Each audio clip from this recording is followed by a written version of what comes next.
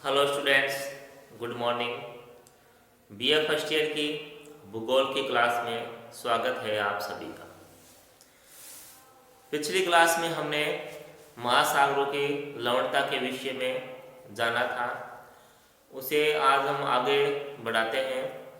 महासागरों की जो लवणता है, उनका जो वितरण है, वो दो आधारों पे हम पढ़ते हैं।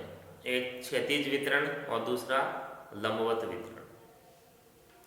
महासागरों की जो औसत लवणता है, पिछले वीडियो में बताई थी आपको कि महासागरों की जो औसत लवणता है वो 35 होती है। उसकी मात्रा 35 होती है औसत लवणता। उसके बाद जो लवणता है, महासागर, झीलें और जो सागर है उसमें अलग अलग होती है। अलग अलग उनमें लवण की मात्राएं होती है, क्योंकि कहीं पे वाष्पीकरण अधिक होता है तो कहीं पे वर्षा अधिक होती है और कहीं पर जो नदियां हैं अपना जल गिराती है। इस वजह से जो लवण की मात्रा है वो अलग अलग पाई जाती है। और लवणता में जो अंतर है वो क्षैतिज और लंबवत दोनों रूपों में होता है। क्षैतिज और लंबवत, हॉरिजॉन्टल और वर्टिकल, दोनों ही हम पढ़ते हैं इसमें। तो क्षैतिज वितरण में सबसे पहले देखो एक टेबल बनाई है मैंने। ये अक्षांश मंडल और ये लवणता, ये लवणता को प्रदर्शित करेगी। इसमें देखो सबसे पहले शुरू करते हैं यहां से।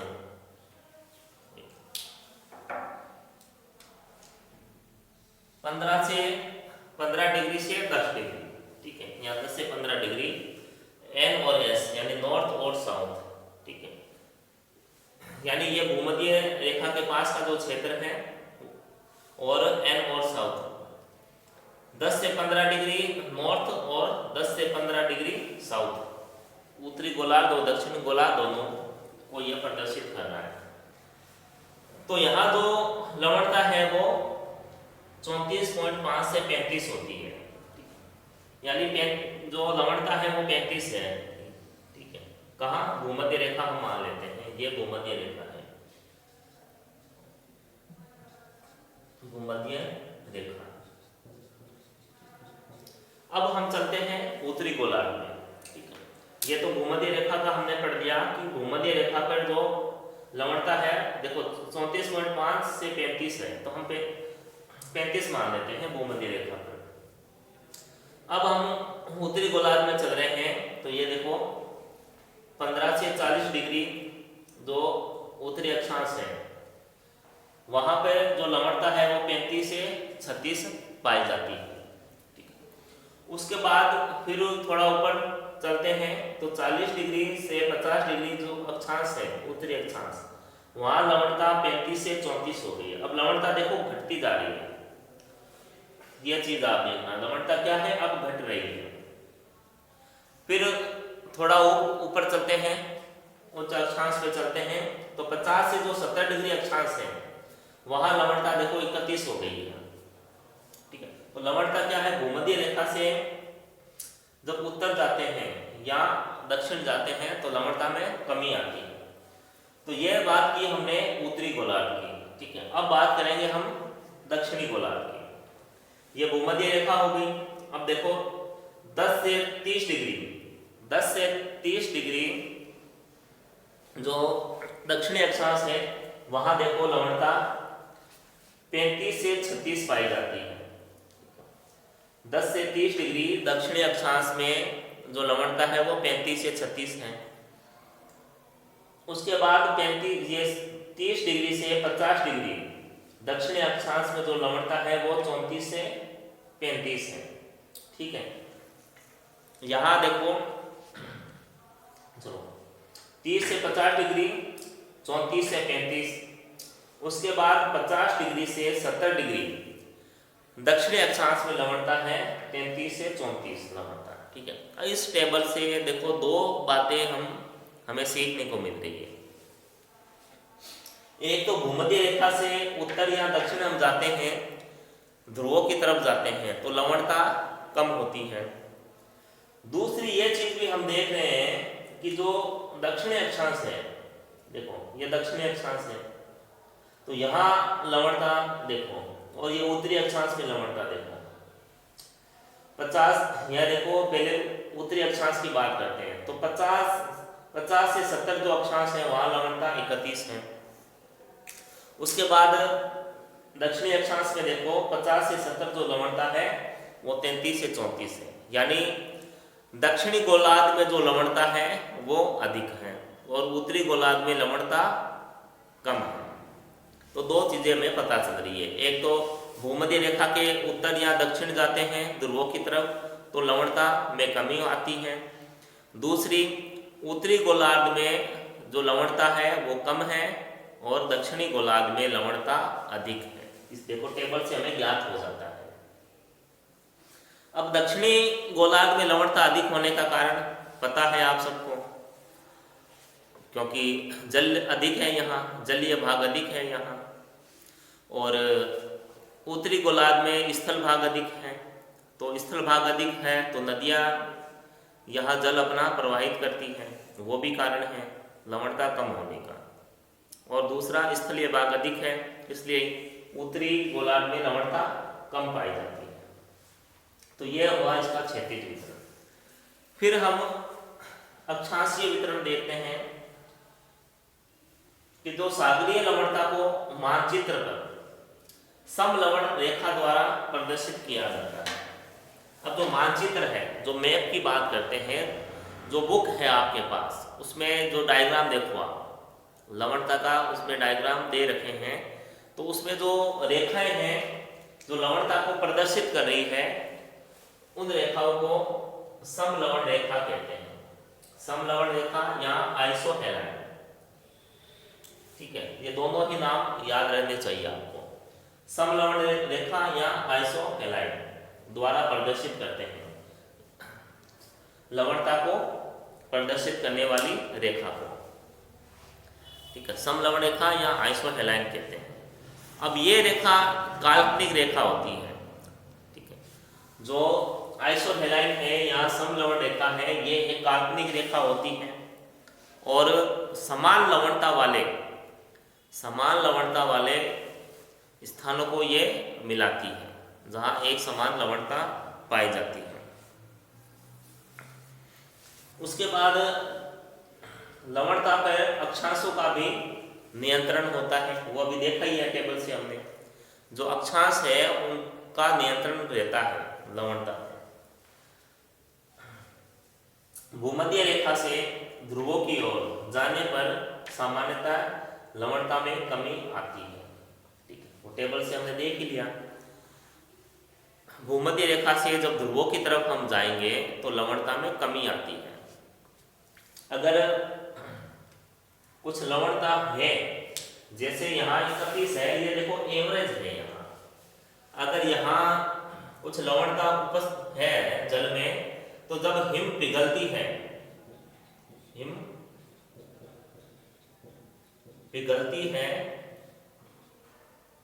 तो लवणता और भी कम हो जाती है यहाँ।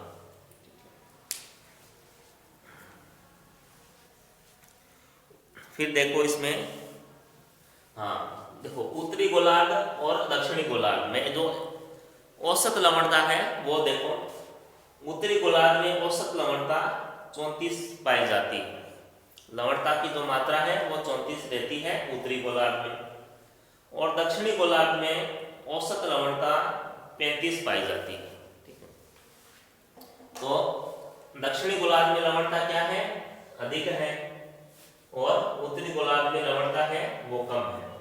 यहाँ लवणता कम है, यहाँ अधिक है।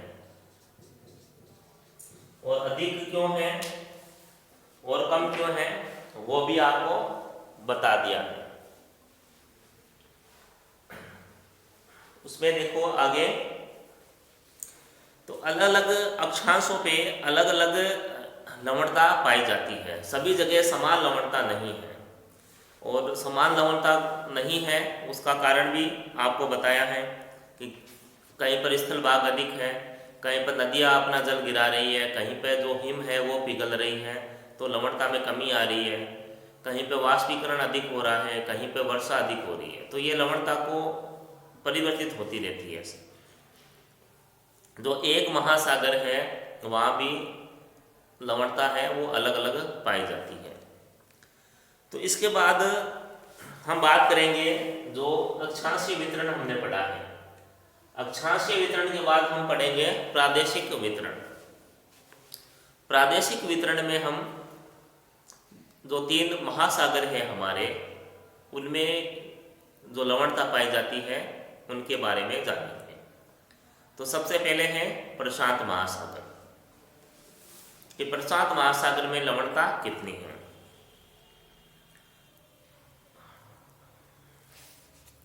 तो प्रशांत महासागर में जो लवणता है,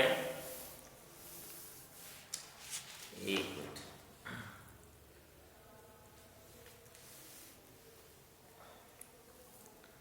तो इसमें देखो प्रशांत महासागर में भूमध्य रेखा के पास जो लवणता 34.85 रहती है। जो भूमध्य रेखा है उसके पास में लवणता 34.85 होती है। और उत्तरी गोलार्ध में जो प्रशांत महासागर है, इसके उत्तरी गोलार्ध में जो लवणता है 15 से 20 अक्षांशों में 35 पाई जाती है। और दक्षिणी प्रशांत महासागर में जो लवणता है 15 डिग्री से 20 डिग्री अक्षांशों पे वो 36 पाई जाती है। यानी दक्षिण में जो लवणता है वो अधिक है प्रशांत महासागर में। भूमध्य रेखा पे कम है, उत्तर और दक्षिण अधिक है। और भूमध्य रेखा पे देखो लवणता कम ही मिलती है।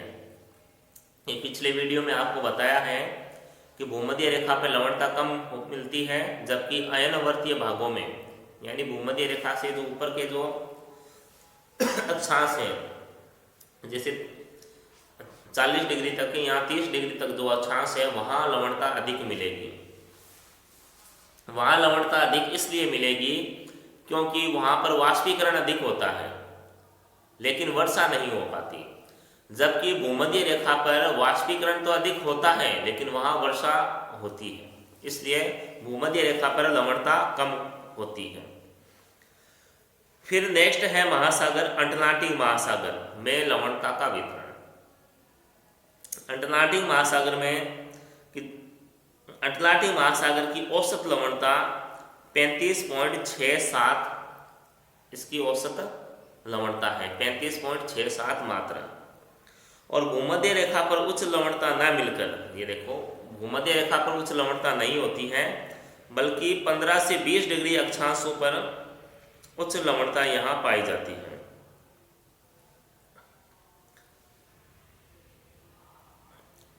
उत्तरी अटलांटिक में देखो 5 डिग्री उत्तरी अक्षांश के पास 34.68 लवणता और 15 डिग्री उत्तरी अक्षांश तक 36 लवणता पाई जाती है। और 15 डिग्री दक्षिणी अक्षांश तक जो लवणता है वो 37.77 पाई जाती है। और 10 से 30 डिग्री अक्षांशों के मध्य महासागर के पश्चिमी भागों में लवणता अधिक और पूर्वी भागों में जो लवणता है वो कम पाई जाती है। तो यहाँ भी जो दक्षिणी भाग है वहाँ लवणता अधिक है और पश्चिमी भाग है वहाँ लवणता अधिक है और पूर्वी भाग में लवणता कम है। महासागरों के पश्चिमी भाग में लवणता अधिक है और पूर्वी भाग में लवणता कम है अटलांटिक महासागर में। उसके बाद है हिंद महासागर में लवणता। अब उत्तरी हिंद महासागर में 0 डिग्री से 10 डिग्री अक्षांशों के मध्य जो लवणता है वो 35.14 पाई जाती है। लेकिन बंगाल की खाड़ी में जो लवणता है वो घट जाती है। हिंद महासागर में बंगाल की खाड़ी में लवणता है वो घट जाती है। अब घटने का क्या कारण है? क्योंकि गंगा नदी, ब्रह्मपुत्र नदियाँ, ये जो नदियाँ है, उसके बाद प्रायद्वीपीय भारत से जो नदियाँ आती हैं वो भी अपना जल बंगाल की खाड़ी में गिराती है। इसलिए बंगाल की खाड़ी में जो लवणता है वो कम हो जाती है, वो 25 से 30 रहती है लवणता। बंगाल की खाड़ी में लवणता है वो 25 से 30 रहती है, और जबकि उत्तरी हिंद महासागर में 0 डिग्री से 10 डिग्री के मध्य लवणता 35 होती है। लेकिन बंगाल की खाड़ी में लवणता कम हो जाती है। और अरब सागर में जो लवणता है वो 36 पाई जाती है, यानी बंगाल की खाड़ी से भी अधिक जो लवणता है वो अरब सागर में पाई जाती है, क्योंकि यहाँ पर एक तो शुष्क मौसम रहता है और वाष्पीकरण अधिक होता है, और नदियाँ उस तरफ कम प्रवाहित हो रही है, क्योंकि अधिकतर जो नदियाँ हैं वो बंगाल की खाड़ी में गिरती है और अरब सागर में नदियाँ कम गिरती है। इस वजह से भी अरब सागर में जो जल है वो अधिक खारा होता है बंगाल की खाड़ी की तुलना में।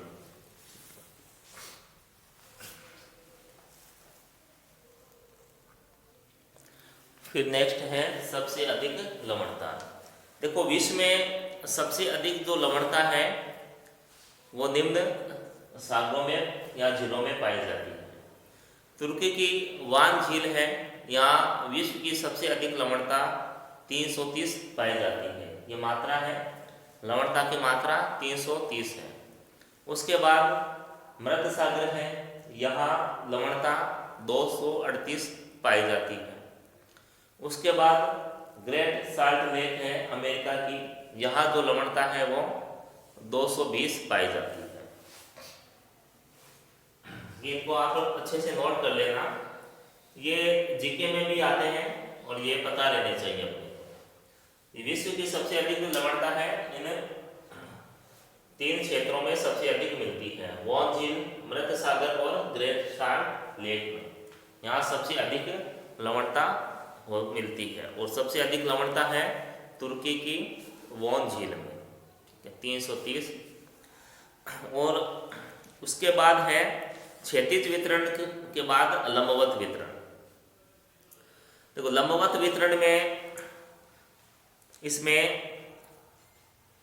जो शीतकटिबंधीय महासागर हैं वहाँ 300 से 1000 मीटर की गहराई तक लवणता में वृद्धि होती है, परंतु 1000 मीटर गहराई के बाद जो लवणता है वो लगभग स्थिर रहती है।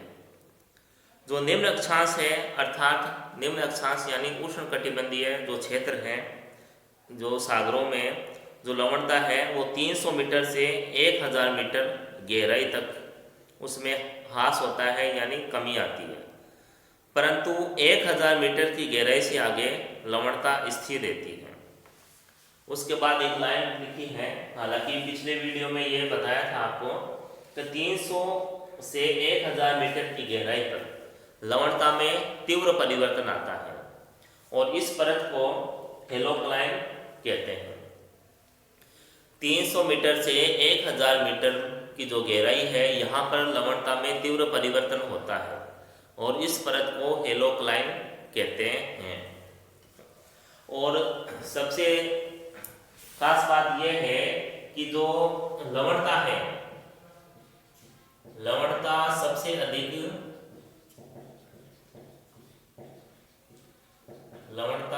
अधिक सागर की सतह पे होती है। देखो, ठीक है, जो ऊपरी क्षेत्र है यानी क्षैतिज क्षेत्र की बात करें तो क्षैतिज लवणता अधिक होती है, और जबकि देखो गहराई में लवणता कम होती जाती है। ठीक है, तो सबसे अधिक जो लवणता है वो ऊपरी सतह पे ही सबसे अधिक होती है, और गहराई में जो लवणता है वो कम होती जाती है। तो ये था हमारा महासागरियों में लवणता। तो ये कंप्लीट है ये लेसन भी आपका, और इसमें कोई समस्या हो तो आप पूछ सकते हो। जो नेक्स्ट टॉपिक रहेगा हमारा वो रहेगा महासागरीय निक्षेप। महासागरी में जो निक्षेप है वो किस तरह बनते हैं, क्या क्या निक्षेप है वो पाए जाते हैं, इसका अध्ययन हम नेक्स्ट वीडियो में करेंगे। तब तक घर पे रहें, स्वस्थ रहें, धन्यवाद।